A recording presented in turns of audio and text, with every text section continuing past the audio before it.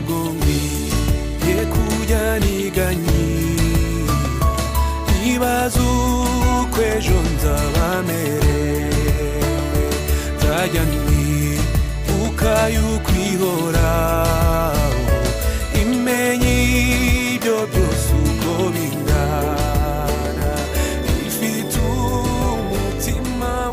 Ibikomere byo mu mutima ni bimwe mu bitekerezo wabitse byakubabaje hakagenda hiyongeraho ibindi noneho ugasa n'ubifungira ahantu habyo ngo bidasohoka ukabyibagirwa.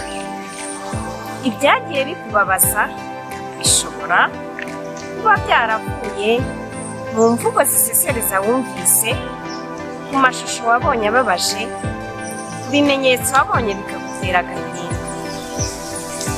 Byagiye bibabaza umuntu ntagire uwo abibwira aba yumva ari umwihariko. Uko umuntu akomeza kugenda abika ibyamubabaje bimubera umutwaro, agatangira kumva atameze neza mu buryo bwose, bikabyara ibikomere byo mu mutima. Ibyagukomerekeje uhora ubitekerezaho buri kanya, ntibigira igihe n'ahantu runaka. Ushobora kubitekerezaho uri mu nzira ugenda, ugiye kurya, ukangutse nijoro, cyangwa igihe wicaye utuje. Abagize uruhare mu bikomere by'umutima wawe, hari abakutaye, hari abakwanga, hari abawe basinye, hari abawe batakiriho, hari umuturanyi mutumvikana, hari uwo musengana mufitanye ikibazo, hari uwo mukorana mutumvikana, hari uwo mubana mufitanye amakimbirane, hari uwagutereranye mu gihe cy'amakuba, hari uwakurenganyije, hari n'uwaguteye inkunga.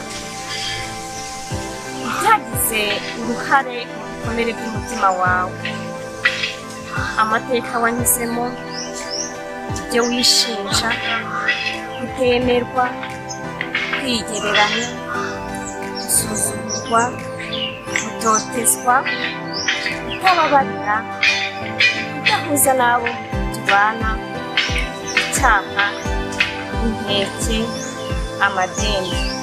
Kugira ngo ukire ibikomere byo mu mutima ugomba kubigiramo uruhare.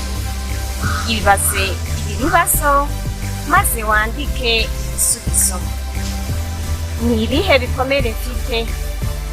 Byavuye hehe? Byavuye kuki? Ese nabigizemo uruhare? Hari undi muntu wabigizemo uruhare? Ni uwuhe muti wanyomora ibikomere byo mu mutima? Aha ufata urupapuro ukagenda usubiza ibibazo wibajije kugira ngo uze kwandika abantu n'ahantu wakomerekeye. Uko urimo usohora ibitekerezo byawe ubishyira ku rupapuro. Umutima ukomeretse womorwa ute? Hari ibice bibiri. Igice cya mbere, kugira ngo ukire ibikomere byo mu mutima, banza wowe ubwawe wibabarire. Iga kwigirira neza. Reka ibitekerezo bigusenya, tekereza ibikubaka. Zibukira inshuti zikugusha mu mutego, bikakugera ibikomere. Reka gukora ibikorwa bikugusha mu mutego, bikagukomeretsa. Reka kuvuga amagambo ubona akomeretsa abandi, bikarangira nawe uhakomerekeye. Reka kujya ahantu ubona hakugusha mu mutego, ukahakomerekera. Ibi iyo bidakozwe neza, umuntu ahora mu buzima bwicuza. Igice cya kabiri, kugira ngo ukire ibikomere byo mu mutima, ntuhore uwo wabwiye mu mutima. Iga kwihanganira uwakubabaje. Harira umwenda uwufitiye igihe byananiranye. Babarira uwitandukanyije nawe. Girira urukundo uwaguteye agahinda.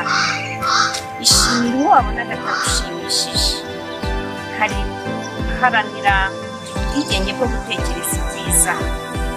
Akira neza amarangamutima y'abandi. reka ikintu kigende.